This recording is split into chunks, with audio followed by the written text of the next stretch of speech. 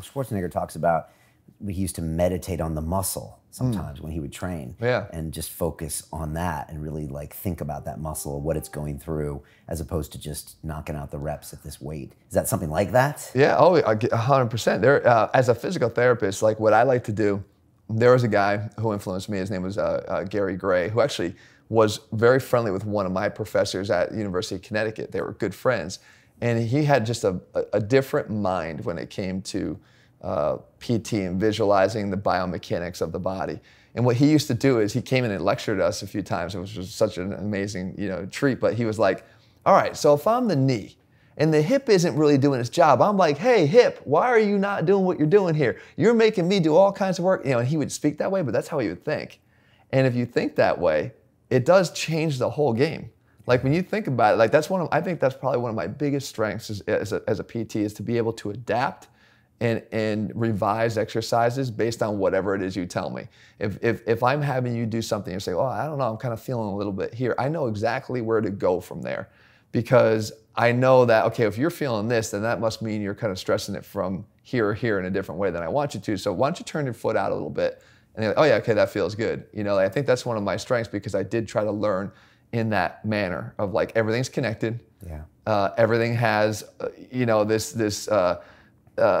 these repercussions of whatever happens down here is going to be felt up the chain.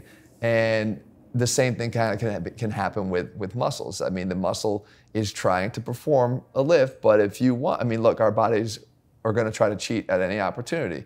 So if I can't curl a weight up, I start to lean back, because it's not just because I'm trying to heave the weight up, but like I'm trying to recruit muscles in my back to lift for me, right? To extend backwards, to try to bring the bar up so that the biceps don't have to curl it.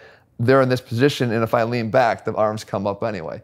So it's always about muscles trying to grab some help from other muscles. And if you think through it like Arnold did, you get a really focused attention on one area. Now, granted, in athletics, sometimes you want them all working together, right? So you got to train that too. So there's times you want to really focus on segmenting them out and making them do their job and forcing them to not rely on the other muscles. And then there's time you want to bring it all back together. And it's important to bring them all back together, but it is important to separate them out too. Right. In a controlled way, you want to bring them together. Yeah, and that's the thing too, is like everything is so, like the obsession right now is everything's got to be total body training, total body training, total body training. That kind of stuff bothers me, because they discredit all the years of people splitting up training, and like that it has no merit anymore. It doesn't work. Studies have proven total body training is superior because you hit the muscle more frequently, and frequency is the key, and overall volume is the only thing that matters. And that's bullshit. Like there are ways to split your muscles up into individual muscle groups trained in a single session, that you can still get the benefits of frequency and hitting them every 48 hours, because you can train muscles that have some overlap. Pulling motions are going to get both the biceps and the back and the posterior chain. You can still do that more frequently. There's ways to sort of enhance the bro split to get the benefits of that training.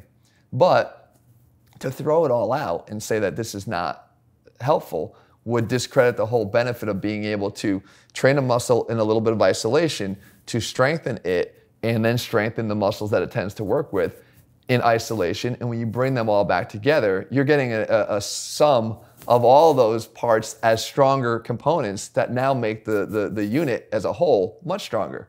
So, as opposed to just banging your head against the wall trying to always train the unit as a whole. Yeah.